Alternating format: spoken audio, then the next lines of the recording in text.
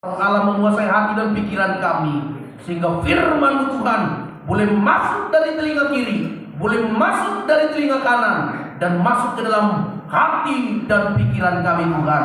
Terima kasih, berkati hamba-Mu, urapi mulut lidah hamba-Mu, sehingga hamba boleh menyampaikan apa yang menjadi isi hati Tuhan, dan kami semua diberkati oleh Tuhan. Terima kasih Tuhan Yesus.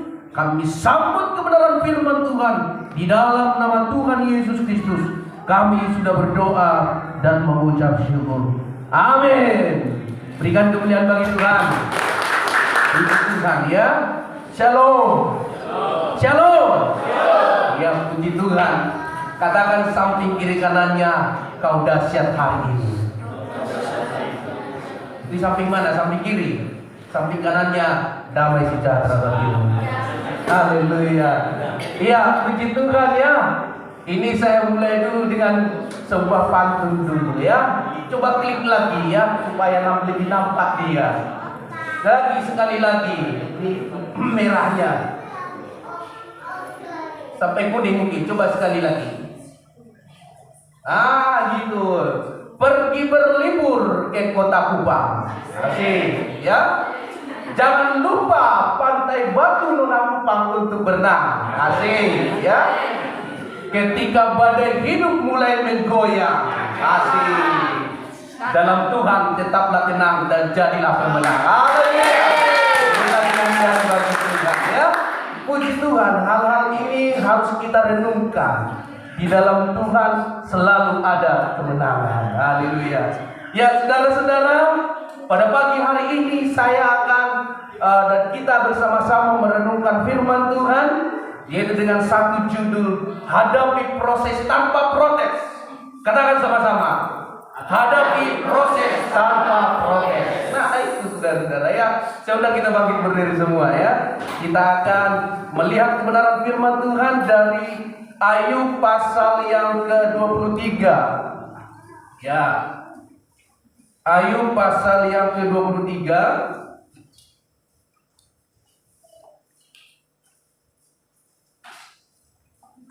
Ya, kita akan baca secara silih bergantian. Saya ayat pertama, Bapak Ibu ayat 2. Kita berganti-gantian sampai ayat yang ke-17. Demikianlah firman Tuhan. Ayub ingin membela diri di hadapan Allah, tetapi Ayub menjawab, sekarang ini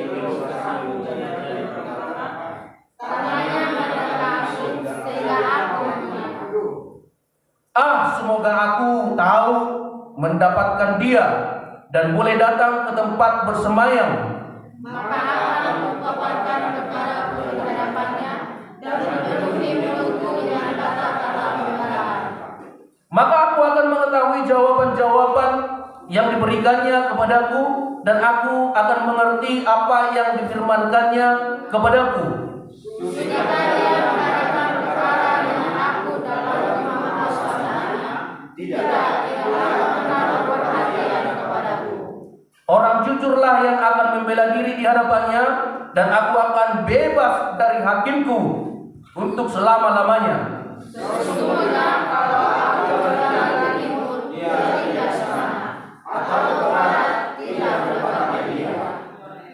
Di utara mencari dia, ia tidak tampak. Aku berpaling ke selatan, aku tidak melihat dia. Karena dia tahu jalan hidupku, seandainya dia memuji aku akan timbul seperti emas. Kakiku tetap mengikuti jejaknya, aku menuruti jalannya dan tidak menyimpang.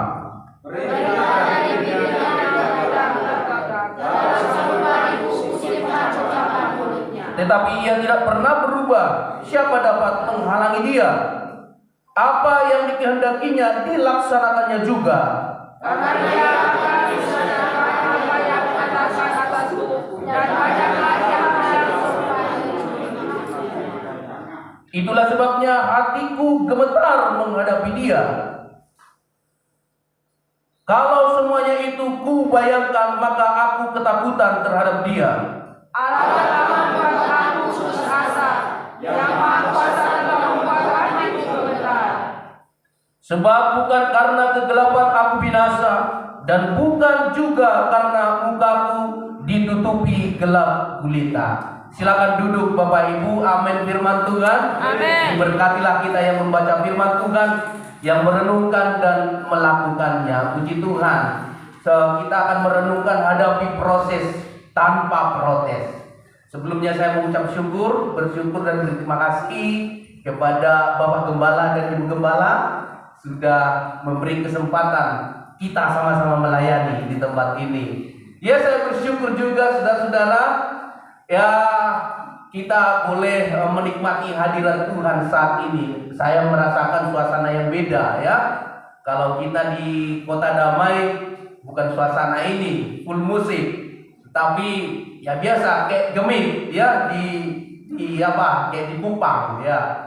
Puji Tuhan. Tapi puji Tuhan, Tuhannya kita sama di sana. Yang disembah di sana Yesus Kristus, di sini juga Yesus Kristus ya. Bersyukur juga beberapa hambanya juga bisa bertemu di tempat ini ya, yang kita biasa BPH3D. Saya tadi itu ini udah hafal saya tempatnya. Sudah saya ke sana, udah mau masuk ke sini ya, ada acara ya. Itu ada truk 2 itu terhambat di sini. Waduh, gimana ini? Saya masuk ke sana, udah saya telepon Bapak Gembala ini. Gimana ini? Saya udah benar belok kiri. Kelewatan. Sampai ke patung di sana. Gapuranya itu ya. Udah pasti ini sudah ke kiri nih. Saya ke kiri. Balik ke jalan raya Bapak Ibu. Di sana itu yang ada ruko-ruko itu. Balik ke sana. Waduh, ini gimana ini? Saya balik lagi, ya muter lagi. Sampai ke sana lagi, ini jangan sampai lewat lagi ke sana.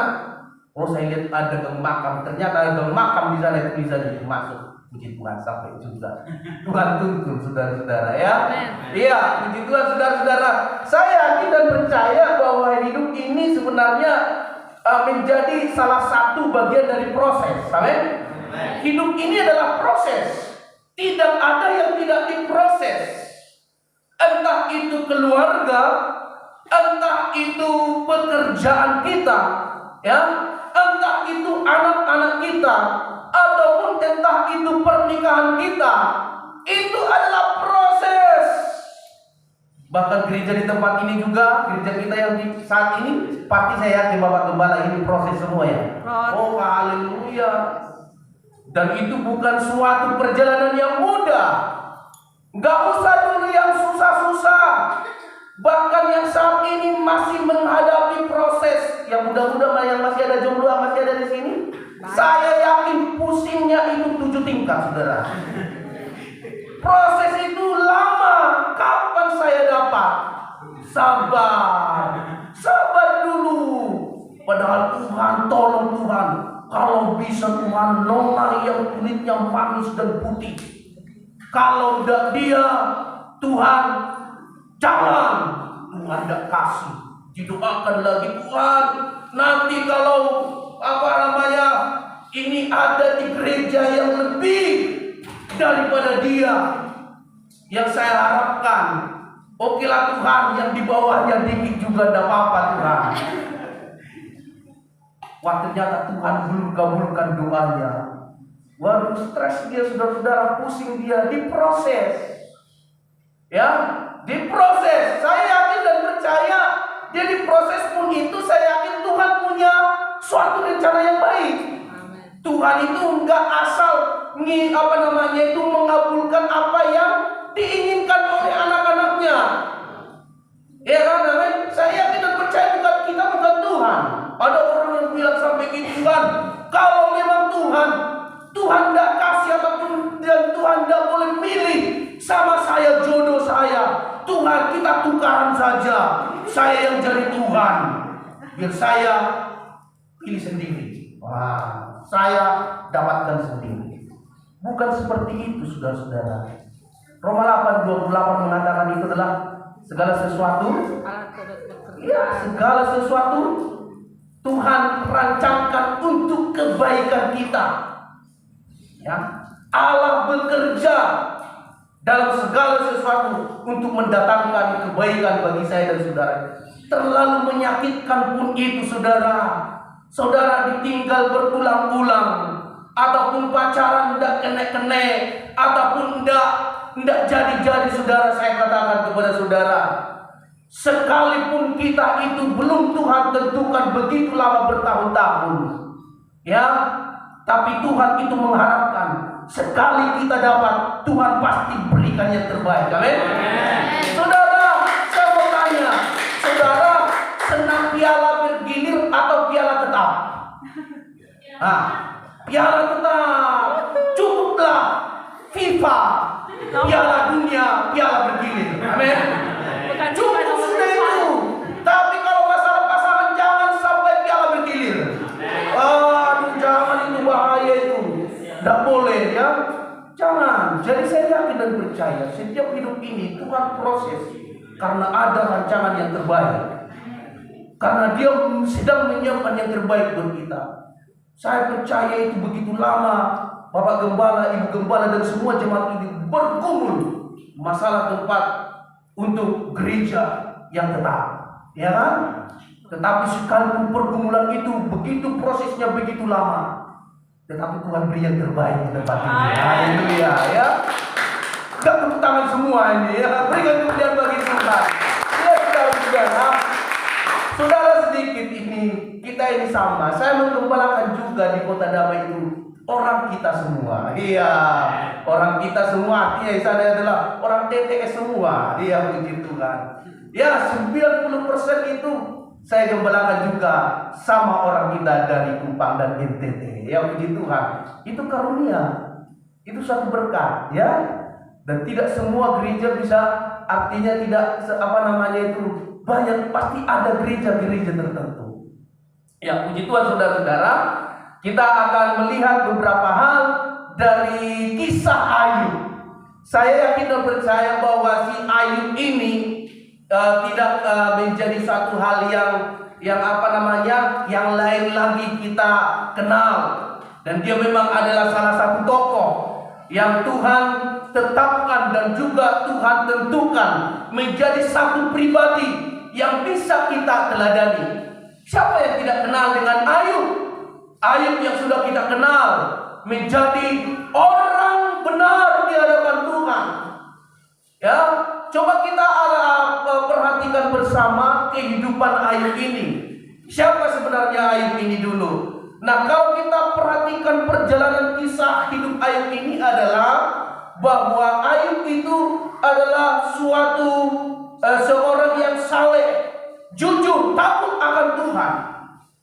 Bisa lihat itu di dalam pasal 1 ayat 1. Jelas itu dikatakan. Bukan hanya itu, orang terkaya di sebelah timur.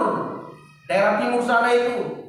Daerah timur itu daerah Irak, daerah Iran, daerah Mesopotamia, di sana itu. Jadi itu daerah jadi orang terkaya. Sudah orang benar dan juga orang kaya, ya, orang yang apalagi takut akan Tuhan, hidupnya benar, bahkan juga dia suka ibadah kepada Tuhan. Pokoknya tidak ada cacat dan celah. Kalau kita perhatikan masalah kekayaannya itu, saudara-saudara, ya coba kita perhatikan kalau ada di Ayub pasal 1 sampai ayat 2 sampai 3 itu, di situ juga ada dibeberkan di sana 7 anak laki-laki dan 3 perempuan, ya. 7 anak laki-laki dan 3 perempuan, berarti berapa? 10. Dan juga 7.000 ekor kambing domba, ya.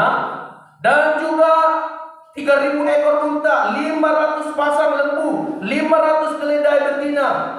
Budak-budaknya juga dalam jumlah besar. Budak-budak seperti istilahnya pembantu, ya. Nah, itu ada. Kalau kita total ya, coba kita total 7.000 ekor. Ya, asumsinya 1 ekor domba 3 juta. Ya, hampir mirip-mirip dengan CI B2 gitu kan. B2 kalau lebih mahal lah, B2 lah mungkin, ya, saudara-saudara. Sudah disiapkan B2 untuk Natal ini. Tapi saya dengar-dengar ada banyak info lagi puas katanya B2 sekarang. Karena tabung mau dipotong katanya. Jadi buat puasa mereka supaya kurus dulu. Lewat Natal baru makan banyak lagi. Ya, bukan seperti itu ya. Nah, kalau kita melihat di sana itu ada 21 miliar. Kalau 3.000 ekor unta, kalilah unta 15 juta satu ekor, 45 miliar.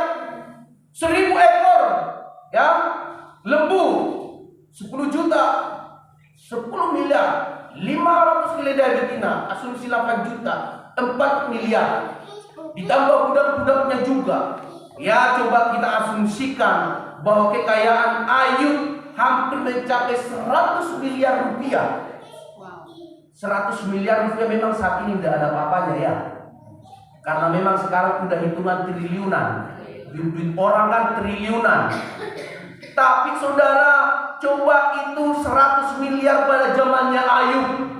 Wow, luar biasa saudara. Ini bisa udah ribuan triliun. Ya kan, kaya dia saudara. Kalau kita zaman tahun 80-an saja itu 1 rupiah kan masih laku. Ada yang mungkin tidak ada 80-an di tahun 80-an. Saya 86 itu sudah 25 rupiah sudah laku.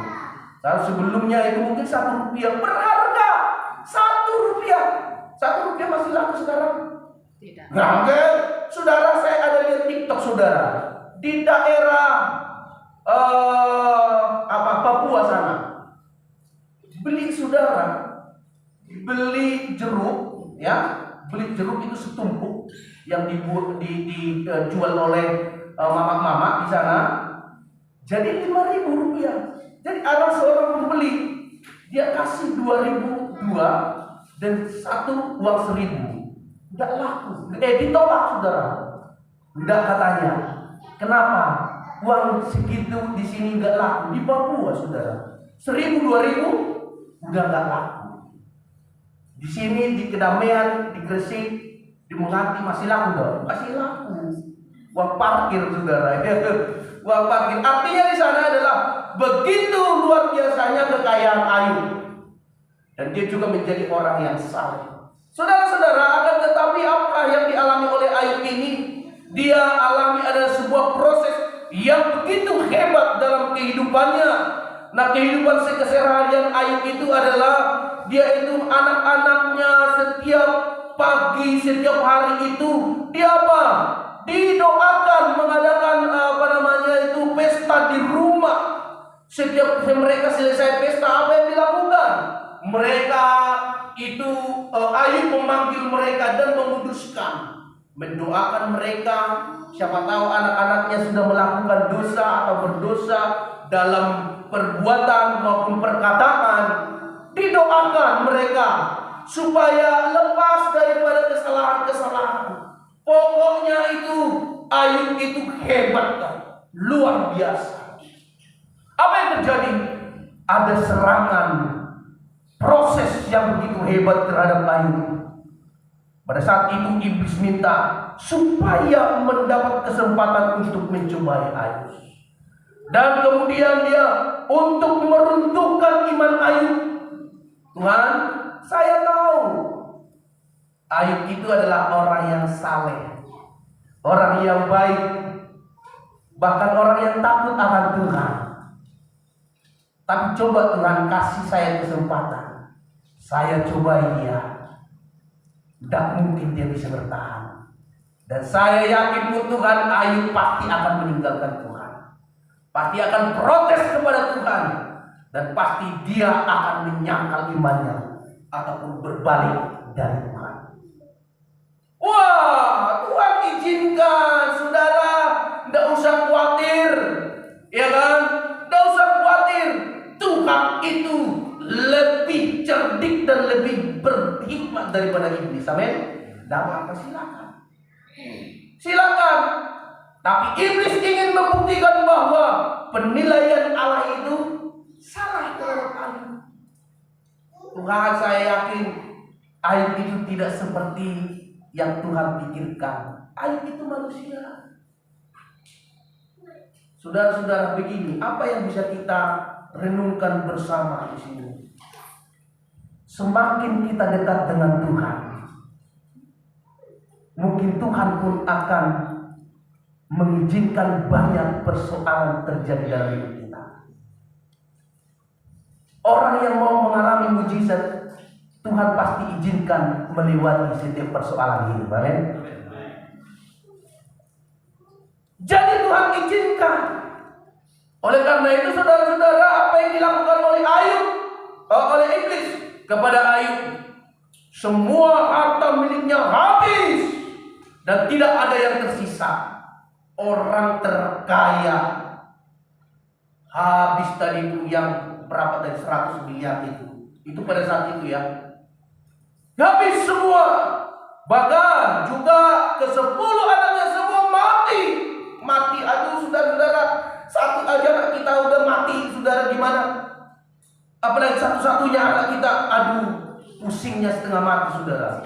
Jangankan pusing, stres pasti. Anak yang dikasih ini 10 mati semua. Istrinya tidak berpihak, tidak mau berpihak sama istrinya, tidak mau berpihak pada Ayub. Udahlah, kutukilah Tuhanmu itu.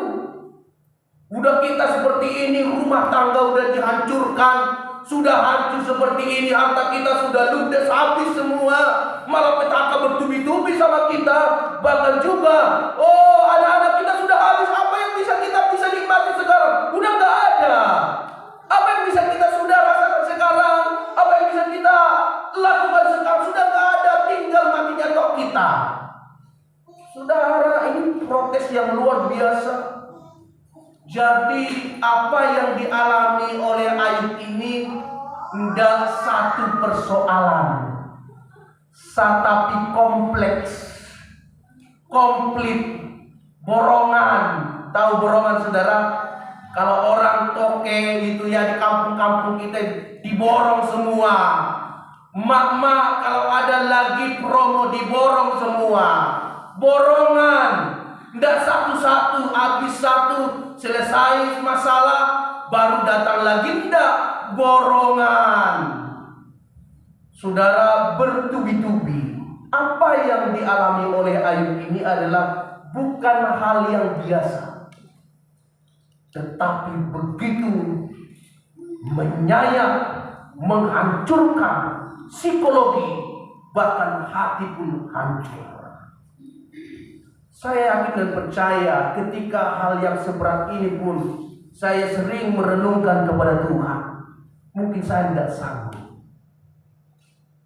Tapi yakinlah saudara, persoalan yang kita alami, pencobaan yang kita alami adalah, di dalam Korintus mengatakan, pencobaan-pencobaan yang kamu alami adalah pencobaan-pencobaan biasa yang tidak melebihi kekuatanmu. Apabila kau dicobai, Dia akan memberikan jalan keluar kepadamu sehingga engkau dapat menanggungnya. Amin. Jadi Tuhan tahu, artinya sana itu Tuhan lebih bijaksana, lebih berhikmat daripada iblis. Tapi dia tetap masih menantang. Ayo, izinkan Tuhan. Tuhan pasti salah nilai terhadap Ayub, sehingga muncullah lagu dunia mengatakan, jangan salah menilaiku. Oh, di sini tidak ada yang tahu ya lagu itu ya. Yang puji Tuhan, sebuah lagu rohani yang dihafal. Haleluya. Saya juga nggak tahu lagunya, cuma judulnya saja yang pernah saya tahu ya. Jangan salah menilaiku. Oh, itu lagu nostalgia kalau nggak salah itu ya, tahun 80-an itu. Nah, saudara-saudara, jadi itu adalah suatu bentuk daripada suatu perjalanan, satu bentuk daripada liku ataupun warna yang sedang Tuhan kerjakan bagi kehidupan Ayub. Saya yakin dan percaya kita juga punya dibuat Tuhan itu cara ataupun warna lika-liku hidup dalam setiap diri kita masing-masing. Amin. Tidak ada yang sama di sini lika-lika hidupnya kan? Enggak ada yang sama di sini warna-warni kehidupannya ya kan? Beda-beda. Yang satu itu pergumulannya bukan masalah uang, saudara, tapi masalah jodoh, ya kan? Yang satu di sini nggak bikin masalah jodoh, saudara, tapi udah menikah, udah punya anak, stres dia, pusing, 7 keliling. Yang di sini enggak, mikir bukan masalah pernikahannya, Tetapi saudara-saudara, ada penyesalan. Bukan masalah udah nyesal, tapi aduh saudara, ternyata suaminya apa istrinya suka selingkuh, macam-macam. Orang bukan masalah pasangan, tapi masalah di ekonomi hidup, berbagai macam saudara. Nah, tapi saudara, yang perlu kita perhatikan di sini adalah ada satu hal yang harus kita renungkan dalam kehidupan ini, yaitu jalanilah proses kehidupan ini tanpa protes. Karena kalau kita larut di dalam protes, hasilnya apa? Stres. Nah, orang yang larut dalam proses ataupun protes maksudnya, nah, saya yakin dia akan menghasilkan namanya stres.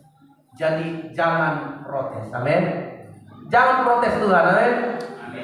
Katakan samping kiri kanannya, jangan protes Tuhan. Jangan protes Tuhan. Nanti kamu stres. Nah, iya, ntar kita protes kepada Tuhan. Ya, kalau di tempat kita itu biasanya ada banyak yang protes saudara ya. Tapi di tempat ini tidak ada yang protes kan sama Bapak Gembala. Amin. Aduh, kalau itu kita udah dapat protes dari jemaat, waduh, segala macam itu sudah dah. Saya tidak mau pusing saudara. Masalahnya kalau kita turutin semua keinginan jemaat juga kan tidak bisa saudara. Saya mau tanya tuh, Pak Jokowi ngikuti semua keinginan rakyat dah? Tidak loh, tidak. Kalau sampai diturutin semua itu capek, pasti tidak bisa saudara. Nah, oleh karena itu saudara-saudara yang dikasih oleh Tuhan, yang jangan kita stres ataupun protes terhadap Tuhan supaya kita tidak stres. Akhirnya kita stres ya. Coba kita perhatikan di sini adalah yang pertama, yaitu bahwa protes itu adalah bentuk daripada pemberontakan. Nah, sudah kita baca tadi di dalam ayat 1 sampai yang kelima itu. Ya, sekarang ini kalau ayat 2. Sekarang ini keluh kesahku menjadi pemberontakan. Tangannya menekan aku sehingga aku mengadu. Oh, saudara-saudara, tidak sedikit orang yang menyalahkan Tuhan. Tidak sedikit orang yang protes terhadap Tuhan. Tidak sedikit orang yang komplain kepada Tuhan. Karena kita tahu kan saudara-saudara, semua yang terjadi dalam hidup ini adalah atas perizinan Tuhan. Amin. Semua atas perizinan Tuhan. Tidak ada, kalau Tuhan tidak izinkan, tidak akan pernah terjadi. Tidak akan pernah terjadi. Tapi semua karena perizinan Tuhan. Mau mati sekalipun, itu perizinan Tuhan. Amin. Saudara-saudara, yang cabut nyawa kita iblis sama setan. Iblis sama setan. Iblis sama Tuhan. Tuhan. Artinya di sana itu adalah Tuhan izinkan bahwa Tuhan melakukannya. Entah saya pun mungkin dipanggil Tuhan pun saat ini saya khotbah di sini. Siapa yang melakukannya? Ya Tuhan.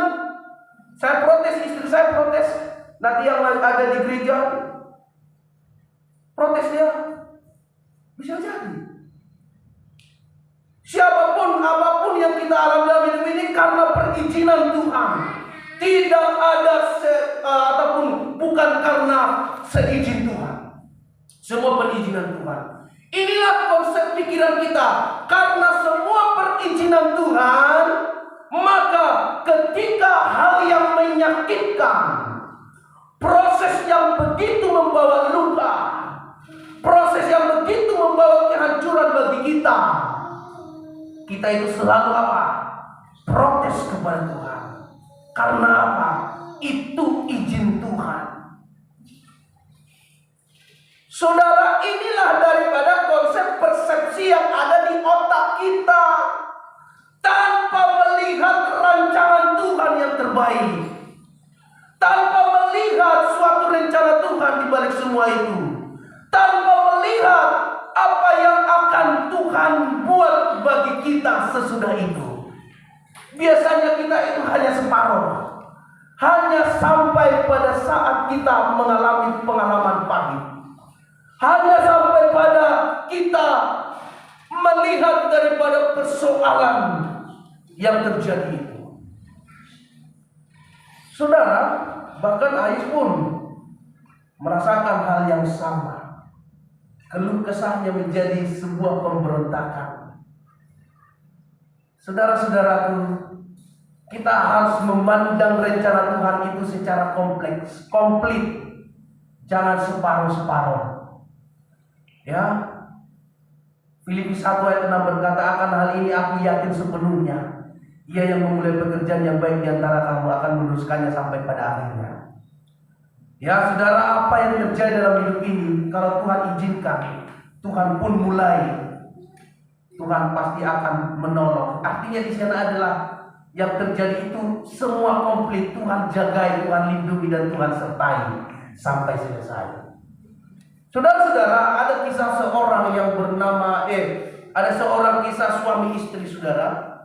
Suami istri ini sudah menikah. Dan ketika dia menikah, mereka menikah, saudara. Dan seorang dokter mengatakan demikian, bahwa bayi yang ada di dalam kandungannya itu adalah cacat. Cacat. Dan mereka beberapa bulan belum percaya kepada dokter ini. Tetapi setelah mau menjelang sudah sekitar beberapa bulan kemudian dicek lagi di USG lagi, saudara ya. Dan kemudian dokter itu tetap mengatakan bahwa anak yang akan kalian lahirkan itu nanti akan cacat secara permanen. Karena memang tidak mempunyai tangan dan juga tidak mempunyai kaki. Saudara, mereka mulai protes dan mulai sudah komplain kepada Tuhan. Tuhan, apakah ini benar? Tuhan, tolong Tuhan. Kalaupun ucapan dokter mengatakan seperti itu, Tuhan, janganlah terjadi kiranya demikian.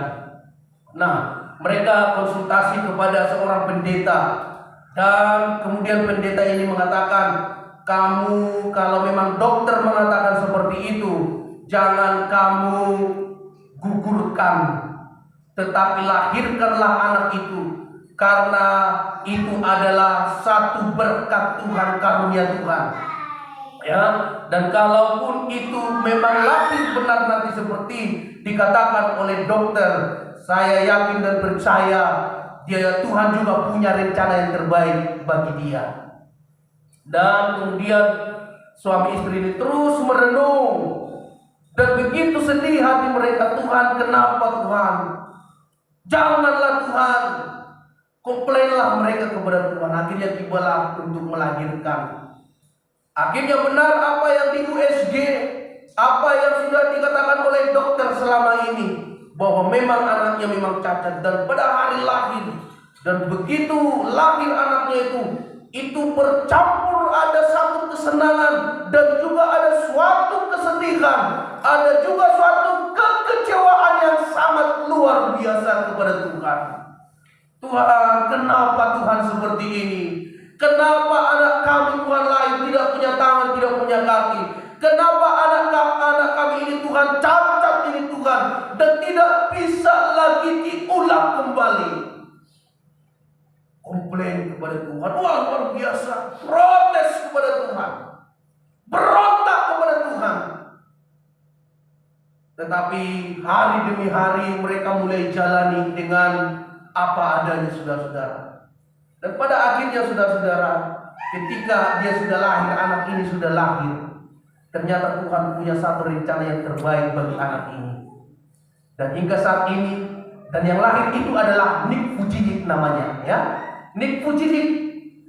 Dan dia ini menjadi salah seorang motivator anak Tuhan, orang Kristen yang luar biasa, yang dipanggil di berbagai negara belahan dunia ini. Kalau nggak salah saya kalau nggak salah ya, mungkin sudah pernah kayaknya ke Indonesia.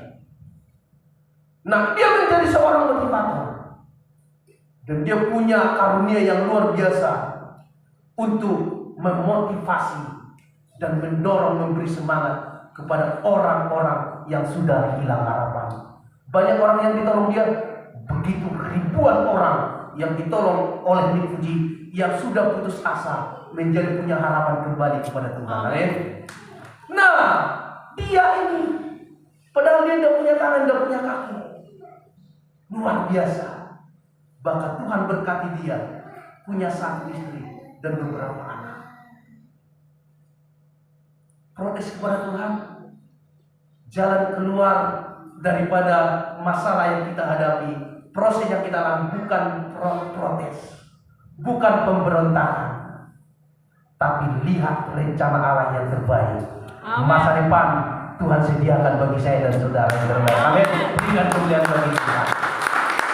Yang kedua, saudara-saudara, selain daripada protes itu menjadi bentuk daripada pemberontakan, mengikuti jalan proses Tuhan. Ayat 6 sampai 10 sudah kita tidak usah bacakan lagi. Ikuti ya. Dan ini coba di ayat 10 saya bacakan satu ya. Karena ia tahu jalan hidupku. Seandainya ia menguji aku akan timbul seperti emas. Seandainya ia menguji aku, saya timbul seperti emas. Karena ia tahu jalan hidupku. Tuhan tahu jalan hidup kita. Tapi saya tidak tahu jalan hidup saya, saudara. Terus terang saya tidak tahu jalan hidup saya. Mau apa jadinya saya besok ke depannya saya nggak tahu, saudara. Ya kan? Apa ada saudara-saudara yang tahu jalan hidupnya di sini? Ada angkat tangan? Saya tidak ada yang tahu. Atau lebih senang mana, saudara? Ya, tidak tahu jalan hidupnya atau pengen tahu jalan hidupnya? Lebih baik mana? Saya katakan benar jawaban Anda. Lebih baik kita tidak tahu jalan hidup kita, ya, daripada kita tahu jalan hidup kita. Benar, saudara. Makanya Tuhan kasih kepada manusia, anak-anak Tuhan semua, supaya terbatas semua apa yang ada dalam pikiran kita. Hikmat kita itu terbatas semua. Bahkan salah satunya adalah bahwa tidak ada manusia yang tahu jalan kehidupannya. Saya katakan, memang saya lebih setuju dengan Tuhan juga. Kita itu lebih baik tidak tahu jalan hidup kita daripada tahu jalan hidup kita. Saya ilustrasikan satu contoh, saudara. Saudara-saudara, ada seorang, misalnya ini seorang pasangan, seorang perempuan. Seorang perempuan ini dia kepingin punya pasangan hidup, dan kemudian dia minta kepada Tuhan. Tuhan, tolonglah Tuhan, beritahulah apa yang menjadi rencanamu dalam kehidupan saya. Mau? Ya, mau saya, Tuhan. Benar? Mau saya, Tuhan. Akhirnya Tuhan kasih tahu, jalan hidupmu itu nanti seperti ini. Ya, ini masih muda, belum punya pasangan. Jalan hidupmu nanti ini seperti ini. Dia tunjukin oleh Tuhan. Nanti kamu akan dapat pria yang sangat ganteng sekali. Woi, senang sekali ya. Ganteng sekali, putih. Dan juga ya seperti orang Korea lah gitu ya, artis Korea. Ya kan? Wah, senang lah dia. Waduh, terima kasih, saya bersyukur Tuhan. Sekalipun saya ini nona hitam manis, tapi puji Tuhan, satu anugerah Tuhan kasih sama saya, seorang laki-laki yang waduh mirip artis. Terima kasih Tuhan. Terus gimana lagi Tuhan? Wah, itu pernikahan kalian nanti akan meriah. Bagus, di gedung yang mewah. Karena calon suamimu ini adalah orang kaya raya. Ya. Dan kemudian Tuhan, apa lagi Tuhan setelah itu Tuhan? Ya, nanti akan saya berkati kau dengan anak pertama, laki-laki. Waduh, luar biasa Tuhan, terima kasih Tuhan. Terus apa lagi Tuhan? Nanti akan saya berkati lagi kamu dengan anak perempuan. Satu paket lah. Istilahnya seperti itu. Dan itu cantik dan indah. Waduh, bersyukur kepada Tuhan. Oh, terima kasih, saya bersyukur Tuhan. Tapi tunggu dulu. Tunggu dulu. Pada saat anak usia yang pertama ini nanti, dia umur 5 tahun, dia akan meninggal. Dan anak yang kedua ini nanti, ketika dia belajar ngomong papa mama, saya juga akan panggil dia. Mengetahui rencana Tuhan seperti ini, masih semangat tak jalani hidup? Iya. Ketika kita tahu rencana Tuhan sudah diberitahu seperti ini, masih semangat tak jalani hidup? Apalagi sudah lahir anaknya, aduh lucu, imut, digendong-gendong, ditatang-tatang supaya belajar berjalan, dan kemudian coba belajar manggil papa, mama. Tapi hati mamanya sama bapaknya, aku hati sebentar lagi panggil. Saya membaca ilustrasi ini saudara, saya menangis. Papa, mama, ya ngomong sama papa mamanya, panggil belajar berjalan. Tapi hati orang tuanya, papa mamanya hancur. Mengingat rencana Tuhan yang sudah diberitahu tadi. Anak saya ini sebentar lagi dipanggil Tuhan. Saudara-saudara, jangan terlalu banyak menginginkan suatu hal yang terbaik supaya kita tahu dari Tuhan. Saya katakan tidak usah lebih tidak tahu itu lebih baik. Karena apa? Suatu pemikiran kita, persepsi yang kita jalani dalam hidup ini adalah semua yang terbaik pasti Tuhan kasih. Tuhan tidak pernah memberikan yang jelek buat anak-anaknya, amin. Tuhan tidak pernah memberikan hal yang buruk bagi setiap anak-anaknya. Semua pasti yang terbaik. Semua pasti yang terbaik, amin. Siapa yang kasih orang tua ketika anaknya minta roti kasih batu? Gak ada kan? Apa siapa orang tua yang minta anaknya segala sesuatu makanan tapi dikasih kalajengking ular seperti firman Tuhan mengatakan? Gak ada, saudara. Artinya di sini adalah mari kita mulai menyadari kehidupan ini, perjalanan kehidupan ini, bahwa segala sesuatu yang akan kita lewati itu semua adalah yang terbaik Tuhan sedang kerjakan. Amin. Ikuti proses, ikuti jalan Tuhan. Prosesnya Tuhan itu memang sesungguhnya ada rasa mungkin menyakitkan bagi kita manusianya, ya. Tetapi ada suatu kehidupan yang akan Tuhan rencanakan bagi kehidupan rohani kita, dan juga masa depan yang akan kita alami yang sudah Tuhan inginkan. Ya, itulah memang bedanya keinginan Tuhan dengan keinginan manusia, beda ya. Keinginan manusia itu selalu prioritasnya itu keinginan semata, keinginan daging kita semata. Tetapi Tuhan tidak melihat apa yang ada di dalam diri kita. Tuhan mau menyediakan apa yang Tuhan inginkan bagi saya dan saudara. Amin. Kalau apa yang Tuhan inginkan itu pasti lebih baik daripada keinginan kita, amin. Iya, jauh lebih baik daripada keinginan kita dengan keinginan Tuhan. Kalau di dalam Yeremia mengatakan itu dari seperti langit dan bumi, saudara. Iya kan? Jauh bedanya seperti langit dan bumi. Seperti tingginya langit dari bumi, dari langit ke langit. Demikianlah tingginya perbedaan rancanganku dengan rancanganmu. Amin. Itu jelas dikatakan Tuhan. Sebab rancanganku bukanlah rancanganmu, ya kan? Dan rencanamu bukanlah rencanaku. Demikianlah firman Tuhan. Seperti tingginya langit dari bumi dari langit, demikianlah tingginya rancanganku dari rancanganmu. Kalau kita hanya memikirkan mungkin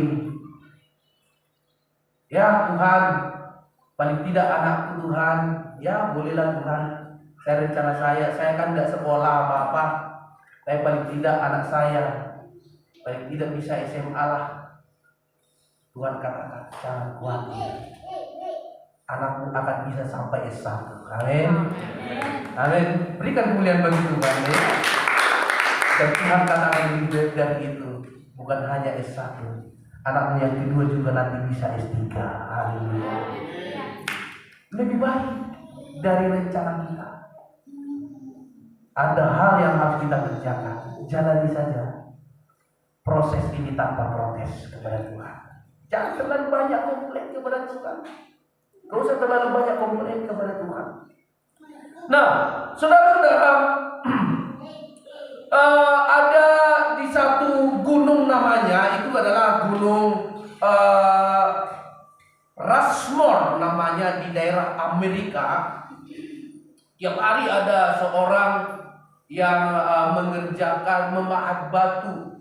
Bahkan dia itu diolok-olok oleh orang. Ngapain kamu kerjaan ke gunung ini saja? Mahat-mahat batu pun tidak ada fungsinya, tidak ada manfaatnya. Wah, dicela orang. Wah, diomongin orang, dicibirin orang. Banyak orang yang kan suka cibir-cibirin orang gitu kan. Karena mungkin ya bisa jadi memang kerjaannya tidak jelas juga, saudara. Dicibirin orang, diomongin orang. Wah, tapi orang ini pergi tiap hari ke Gunung Rushmore. Dia ini menggambar suatu wajah 4 presiden. Ya, hari demi hari banyak itu ocehan-ocehan yang dilontarkan orang bagi dia. Tapi dia tetap kerjakan jalani. Dan dia prosesnya itu begitu lama, dipahat batu itu. Dan dia ini menginginkan pahatan batunya itu 4 gambar presiden.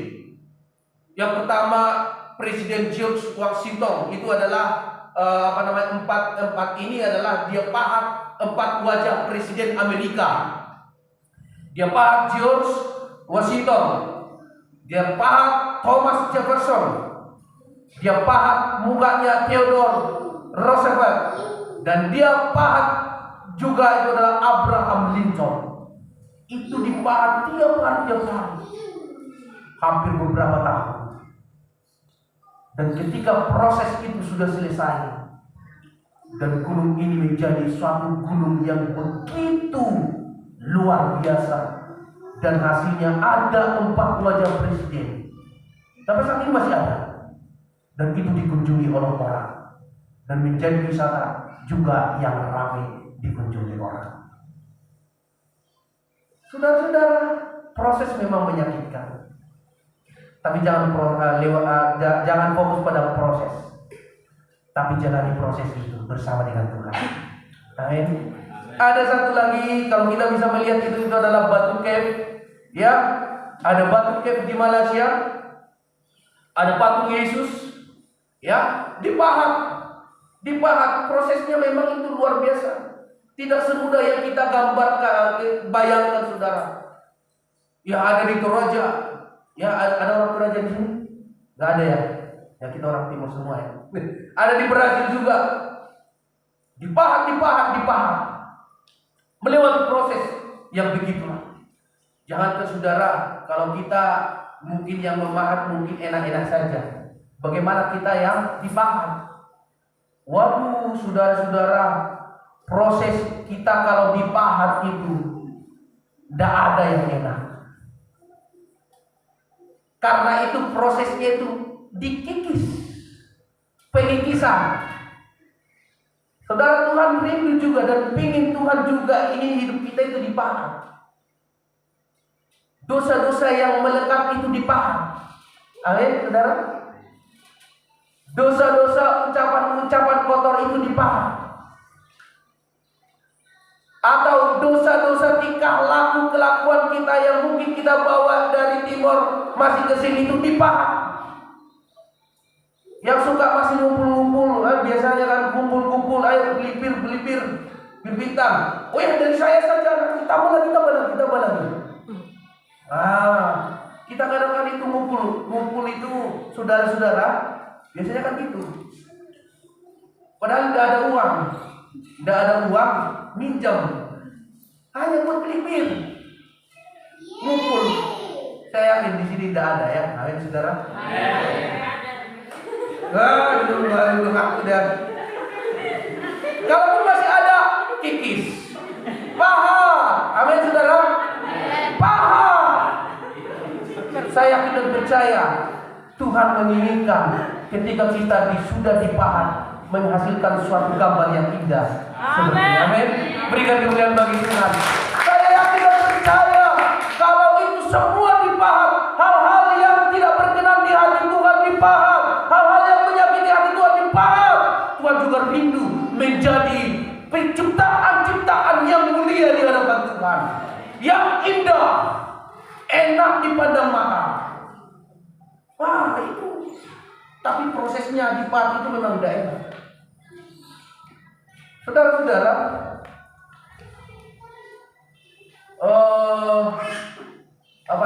satu lagi ada di sini saudaranya. Proses orang supaya dia lebih hebat, lebih pintar dan lebih naik kelas, biasanya dia akan diperhadapkan dengan ujian. Tidak ada orang naik kelas kalau tanpa ujian.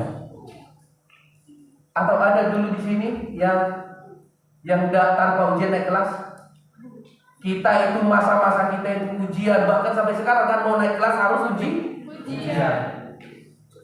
Ada namanya MA, mahasiswa abadi.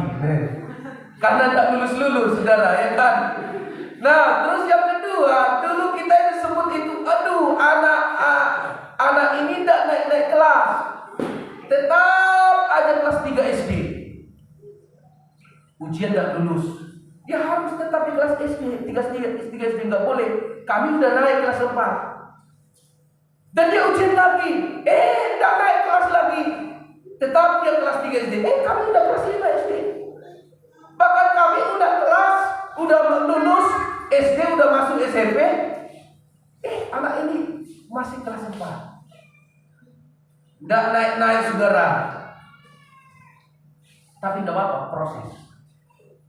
Orang yang menjalani, dan ternyata saya mendengar kawan saya ini, ya, dia lulus juga SMP, bahkan sampai SMA. Dan saya mendengar orang ini di Jakarta, dia menjadi salah satu orang kontraktor yang sukses, berhasil.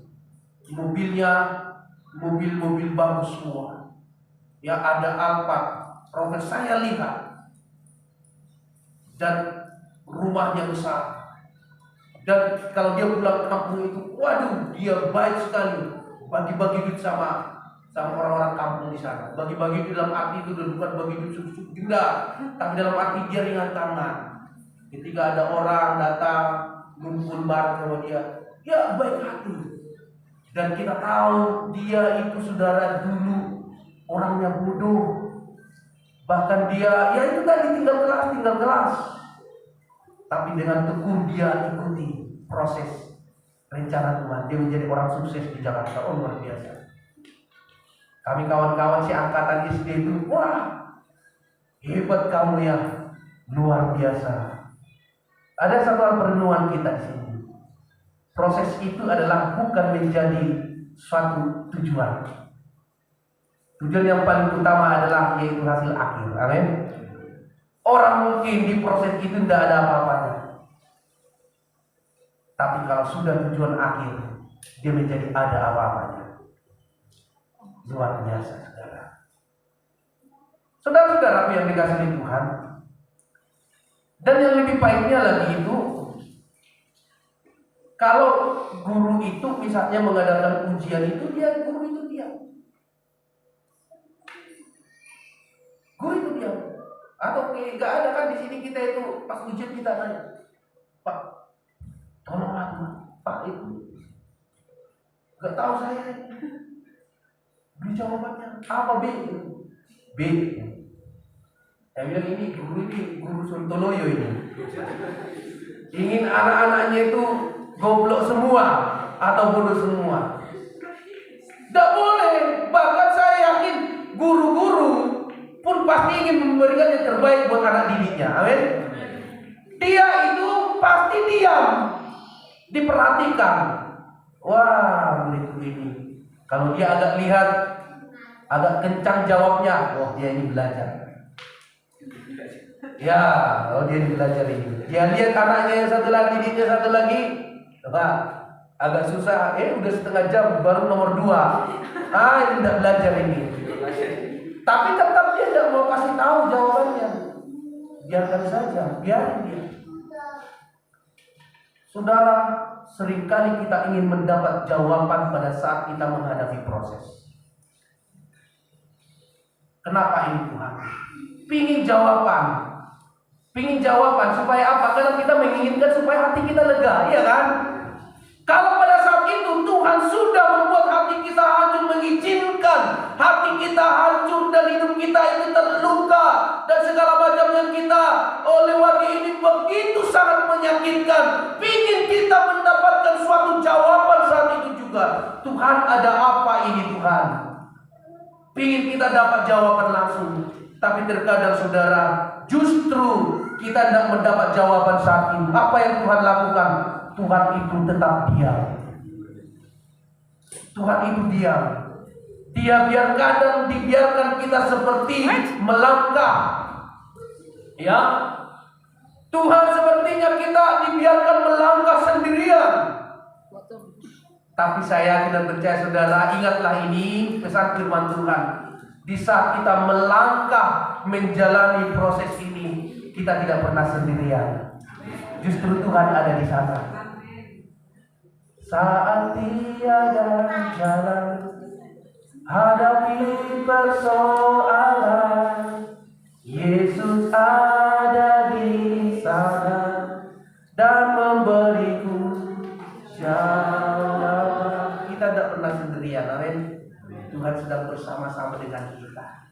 Masa-masa suka dan duka, Dia tidak pernah tinggalkan saya dan saudara. Tetapi Tuhan tetap bersama-sama dengan kita. Haleluya. Yang ketiga saudara, Tuhan melaksanakannya apa yang dikehendakinya.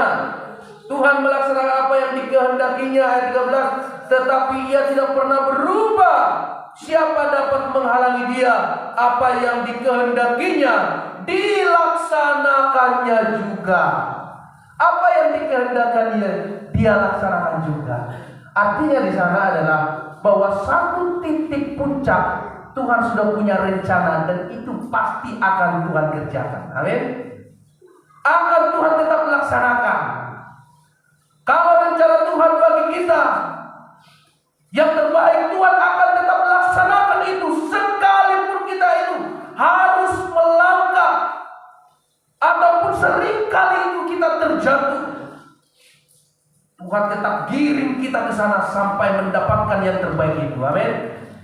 Sampai mendapatkan yang terbaik, Dia pasti lakukan. Dan saya sudah ingatkan lagi di Filipi 1 itu. Kalau Tuhan sudah mulai, Tuhan kerjakan sampai seterusnya. Ini masih terus proses pembangunan, Pak Gembala. Saya yakin Tuhan kalau sudah mulai, terus akan terus kerjakan yang terbaik. Amin. Berikan kemuliaan bagi Tuhan. Tuhan pasti berikan yang terbaik bagi gereja di tempat ini. Sekalipun ini mungkin masih proses. Banyak yang kita pikirkan mungkin. Kita pikirkan tanah samping depan. Kita pikirkan mungkin ada di depan lagi supaya ada parkir ruangan sekolah minggu. Amin. Jemaat-jemaat Tuhan ditambahkan di tempat ini untuk kemuliaan bagi nama Tuhan. Lingkungan kita dimenangkan oleh Tuhan. Kecamatan ini diberkati oleh Tuhan. Nah itu saudara. Nah, apa yang dilaksanakannya? Itu apa? Tuhan melaksanakan apa yang dikehendakinya. Nah kita perhatikan di dalam Roma 8 ayat 28. Roma 8 ayat 28. Iya.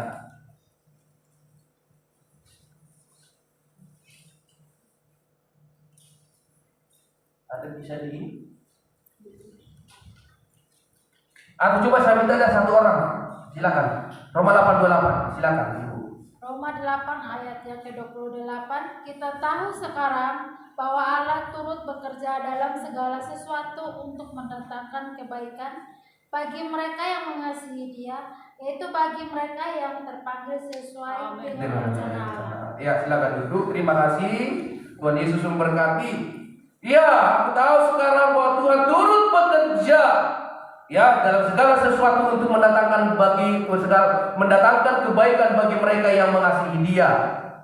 Nah, hal ini berarti di sanalah Tuhan akan mengerjakan apa yang Tuhan kehendaki, bukan apa yang kita kehendaki. Ingat ini, saudara. Sekali-sekali minta ataupun jangan sekali-sekali menginginkan kehendak kita. Minta kehendak Tuhan terjadi dalam hidup ini. Yesus saja itu menghadapi penderitaan, cawan. Siapa yang senang? Siapa yang ingin menghadapi penderitaan, cawan? Tuhan Yesus saja minta, Tuhan kalau cawan ini boleh lalu Tuhan. Tapi bukan apa yang Tuhan kehendaki. Jadilah kehendak Tuhan. Artinya kalaupun ini harus saya lewati, berikan saya kekuatan untuk melewatinya. Amin. Saudara, saya katakan saat ini buat kita, jangan minta kepada Tuhan supaya kita lepas daripada masalah, tapi mintalah kekuatan untuk kita melewatinya. Amin. Minta kekuatan. Justru di sanalah kita akan mengalami mujizat. Melalui inilah kita akan mengalami yang namanya itu hal-hal yang luar biasa yang tidak pernah kita pikirkan. Justru Tuhan sediakan hal-hal yang tidak kita lihat. Justru Tuhan itu yang akan Tuhan nyatakan bagi kita. Tuhan kehendaki. Yang terakhir di sini adalah dan Tuhan menyelesaikan apa yang ditetapkannya. Ya, apa yang dikehendakinya dilaksanakannya, karena Ia akan menyelesaikan apa yang ditetapkannya atasku. Nah, saudara, yang terakhir ini selesai. Tuhan tidak pernah bekerja separuh-separuh. Tuhan tidak pernah setengah-setengah bekerja dalam hidup kita ini. Tapi Dia menyelesaikan, tapi Dia menyediakan, tapi Dia menetapkan. Itulah yang akan terjadi dalam kehidupan kita ini. Saudara-saudaraku yang dikasihi oleh Tuhan, coba kita buka satu lagi. Ya, saya minta satu orang dalam Mazmur 37. Ya, satu orang. Mazmur 37.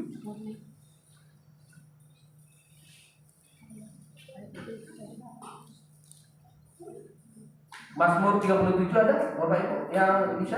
23, 24. Mazmur 37 ayat 23, 24. Silakan. 37 ayat 23, 24. Tuhan menetapkan langkah-langkah orang yang hidupnya berkenan kepadanya. Apabila ia jatuh, tidaklah sampai tergeletak, sebab Tuhan menopang tangannya. Oh, haleluya. Tuhan menopang tangan saya dan saudara. Amin. Tuhan menetapkan langkah-langkah orang yang hidupnya berkenan kepadanya. Sama-sama. Apabila ia jatuh, tak sampai tergeletak, sebab Tuhan menopang tangannya.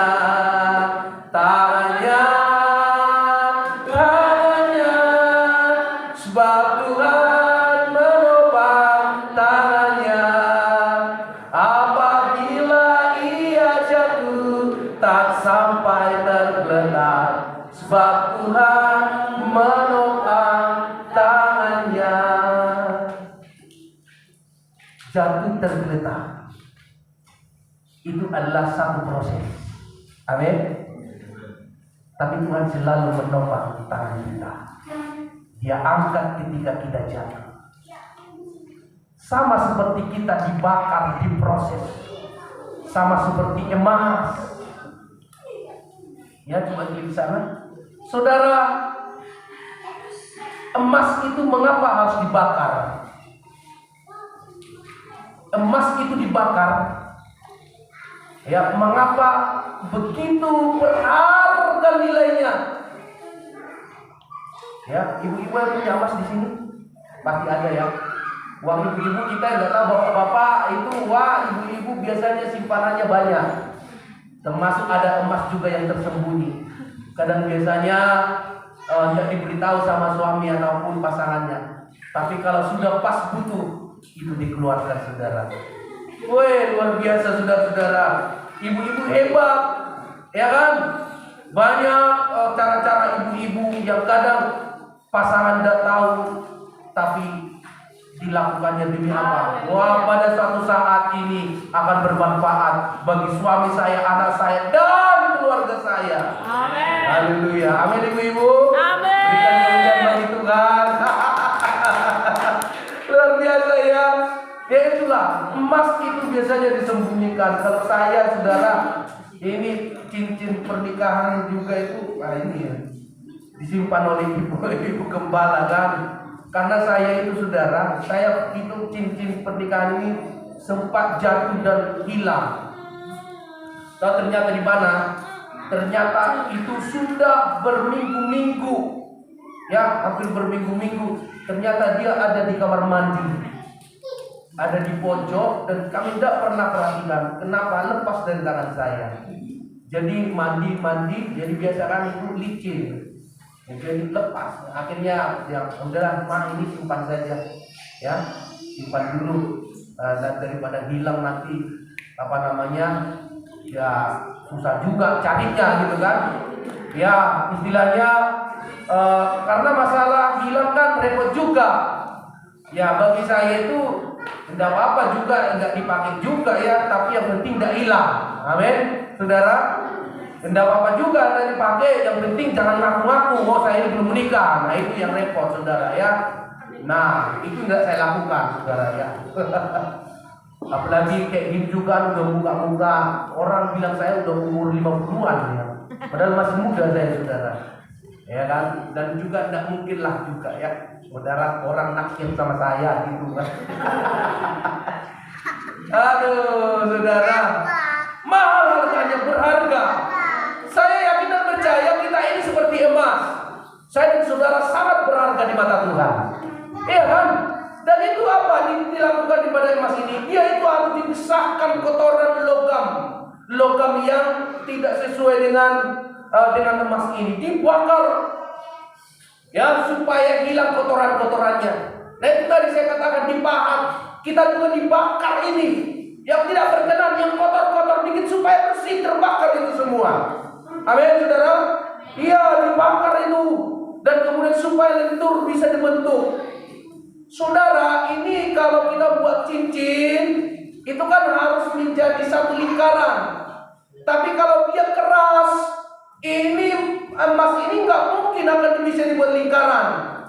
Tapi dia dibakar supaya apa? Lentur, sehingga dia bisa dibentuk. Jangan keraskan hati kita saudara ketika kita dibentuk. Amin. Jangan keraskan hati kita ketika kita dibentuk oleh Tuhan. Saya yakin dan percaya ketika kita pun diproses, saya ingin supaya Tuhan itu gampang membentuk saya dan saudara menjadi yang terbaik. Dan kemudian supaya apa? Tahan karat, tahan ujian, tahan cobaan. Saya yakin dan percaya saudara, kalaupun itu cincin emas kita itu jatuh ke got, saya yakin dan percaya lumpur-lumpur itu nggak bakalan nempel di dalam emas kita, ya kan? Enggak kan? Karena dia sudah dibentuk, tahan karat, anti bakteri, anti kotoran. Saudara, saya dibakar oleh Tuhan. Saya dan saudara dibentuk oleh Tuhan. Saya dibakar, diproses oleh Tuhan. Kita semua diproses oleh Tuhan supaya kita itu tahan terhadap persoalan hidup ini. Supaya kita apa? Tahan terhadap masalah-masalah, ujian, cobaan-cobaan yang sedang terjadi dalam kehidupan ini. Supaya kita tahan menghadapi itu semua. Itulah Tuhan bertujuan kita ini semua diproses oleh Tuhan. Saya yakin dan percaya kita bisa berjalan bersama dengan Tuhan, melewati proses-proses ini tanpa protes. Maka saya dan saudara menjadi orang-orang yang kuat, orang-orang yang tahan, orang-orang yang hebat, orang-orang yang terus berjalan bersama dengan Tuhan, orang-orang yang diurapi Tuhan, orang-orang yang tahan apapun yang terjadi dalam kehidupan ini. Berikan kemuliaan bagi Tuhan. Saya ini orang yang kuat. Katakan sama-sama, saya ini orang yang kuat. Saya orang yang berharga di mata Tuhan. Saya orang yang hebat. Saudara-saudara, yang firman ini menjadi kekuatan terus di dalam menjalani setiap proses kehidupan ini. Saya katakan sekali lagi, jalani proses tanpa protes. Tuhan berkati kita sekalian. Amin. Firman Tuhan, berikan kemuliaan bagi Tuhan. Saya rindu kita bernyanyi satu pujian ini, kita akan menyerah. Ya, saya pikir ini lagunya mulai dia bicara ini. Oke, ayo. Mari saudara kita bangkit berdiri.